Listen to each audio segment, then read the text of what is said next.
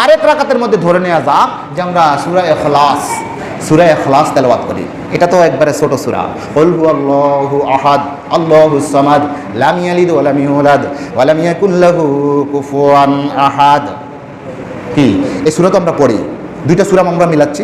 তাহলে কুল হুয়াল্লাহু আহাদ পুরা কোরআনুল কারীমের মধ্যে, পুরা কোরআনুল কারীমের মধ্যে একটা সূরা আছে যেই সূরার মধ্যে আল্লাহ তাআলার পরিচয় দেওয়া হয়েছে। মুশরিকরা বলতো, এ মুহাম্মদ উনসুব লানা রব্বাকা, তোমার রবের নসল বংশধারা একটু বর্ণনা করো তো কি।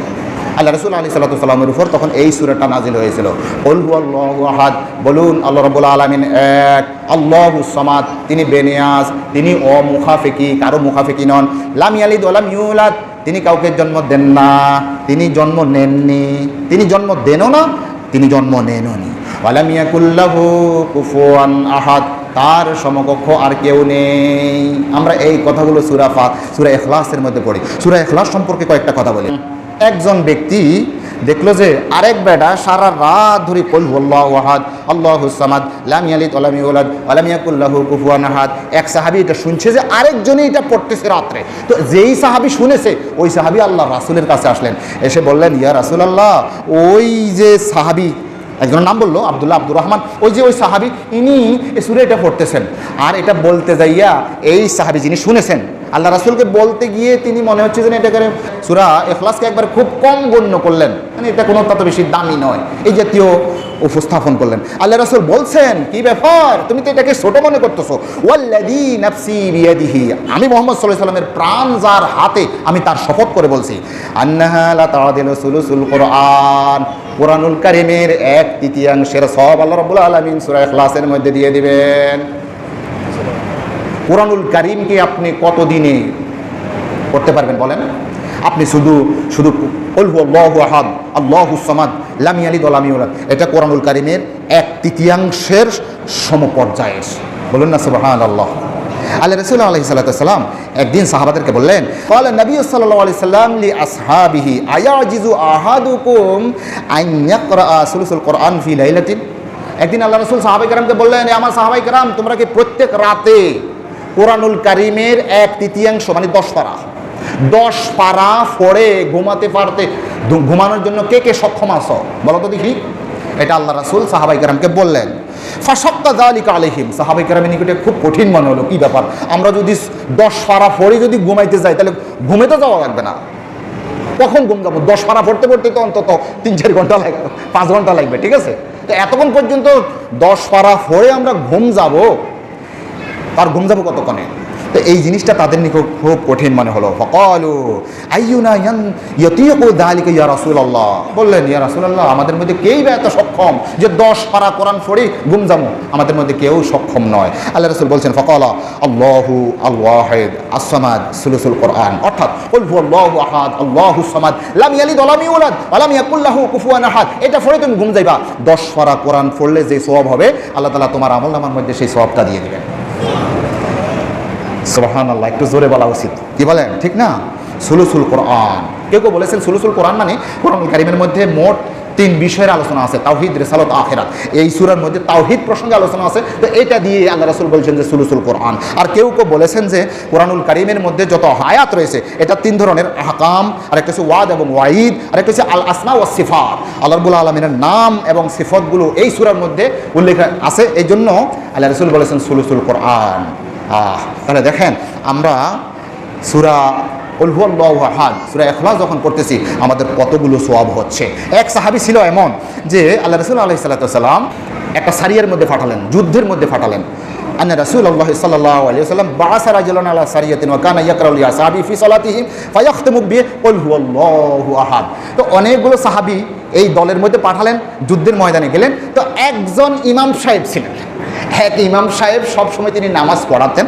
তো নামাজ পড়াতেন, যেই সূরাই পড়তেন, পড়ার পর কুল হুয়াল্লাহু আহাদ আল্লাহুস সামাদ লাম ইয়ালিদ ওয়া লাম ইউলাদ ওয়া লাম ইয়াকুল লাহু কুফুয়ান আহাদ, সূরা ফাতিহা পড়তেন, একটা সূরা মিলাতেন, প্রত্যেক সূরা মিলানোর মধ্যে কুল হুয়াল্লাহু আহাদ শেষ করে আল্লাহু আকবার বলে তিনি রুকুতে যেতেন।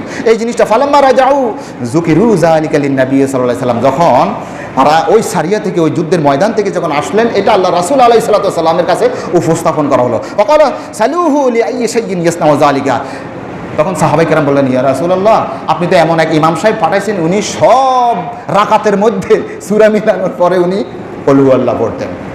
তো আল্লাহ রাসূল বললেন, তাকে জিজ্ঞাসা করো, ওই ইমাম সাহেবকে জিজ্ঞাসা করো তিনি কেন করছেন এটা।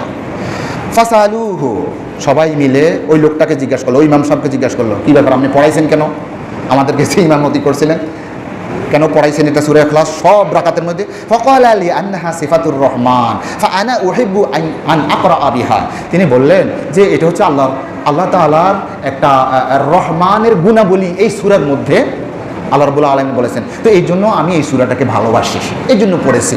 আল্লাহ রাসূল আলাইহিস সালাম এটা শুনে বললেন, ফাকালা রাসূলুল্লাহ সাল্লাল্লাহু আলাইহি ওয়াসাল্লাম আখবিরুহু আন্নাল্লাহ আযজা ওয়া জাল্লা ইউহিব্বুহু, তাকে তোমরা সংবাদ দাও, ওই ইমাম সাহেবকে সংবাদ দাও, সে যেভাবে সূরা ইখলাসকে ভালোবাসেছে, ভালোবেসে নামাজের মধ্যে পড়েছে, তাকে সংবাদ দাও আল্লাহ রাব্বুল আলামিনও তাকে সেইভাবে ভালোবাসে। এই সে একটা ঘটনা। আমি এই কথাগুলো বলছি তাফসিরে কুরতুবী থেকে আমি পড়ালেখা করে আপনাদেরকে বলছি।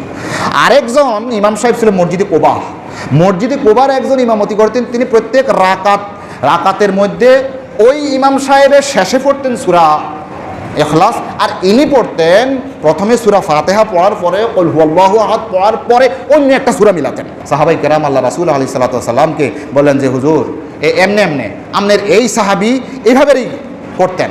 এরপরে আরেকটা ঘটনাও আছে, ওনারা বলছেন কি ব্যাপার, আপনি প্রত্যেক রাকাতের মধ্যে সূরা ইখলাস পড়তেছেন, আপনি কি অন্য কোনো সূরা এটা বাদ দিয়ে পড়তে পারেন না? বা শুনো, এভাবে আমি পড়বো, যদি তোমাদের পছন্দ হয় আমার পিছনে পড়ো, না হলে পড়িও না, যাও। তো সাহাবায়ে কেরাম দেখলেন যে ইনি হচ্ছে সবচাইতে ভালো ইমাম, তো ইনার কাছে এইভাবে পড়তেন।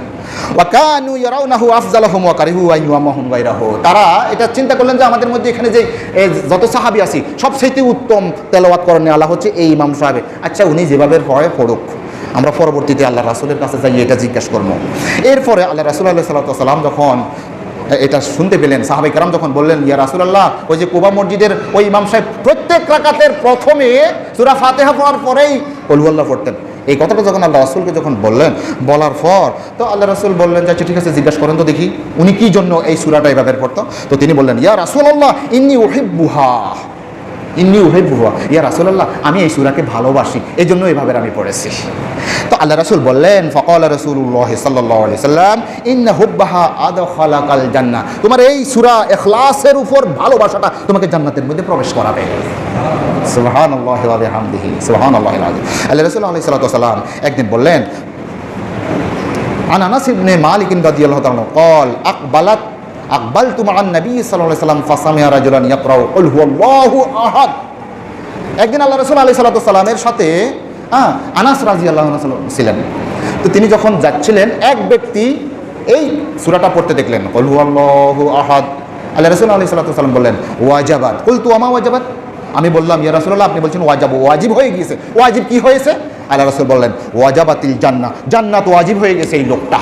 সম্মানিত আমার দ্বীনি ভাইয়েরা, সর্বশেষ যেই কথাটা বলবো সেটি হচ্ছে রাসূল আলাইহিস সালাতু ওয়াস সালাম বলছেন, আন জারিরিন রাদিয়াল্লাহু তাআলা আনহু ক্বাল রাসূলুল্লাহ সাল্লাল্লাহু আলাইহি ওয়াসাল্লাম মান ক্বারাআ কুল হুয়াল্লাহু আহাদ হিনা ইয়াদখুলু মানজিলাহু, যখন একজন ব্যক্তি তার ঘরের মধ্যে প্রবেশ করেই কুল হুয়াল্লাহু আহাদ এই সূরাটা পড়বে, ফাক্কাতিল ফাকরা, তখন তার থেকে তার পরিবারের মধ্যে যত দারিদ্রতা আছে আল্লাহ রাব্বুল আলামিন সেই দারিদ্রকে দূর করে দিবেন। শুধু তাই নয়, আন আহলি যালিকাল মানজিল ওয়া আনিল জিরান, সেই ঘরের মধ্যে দারিদ্রতা দূর করে দিবেন, এবং এর পার্শ্ববর্তী যে ঘর আছে তার যে প্রতিবেশী আছে সেই প্রতিবেশী ওই বাসাওয়ালাদেরও আল্লাহ রাব্বুল আলামিন দারিদ্রতা দূর করে দিবেন।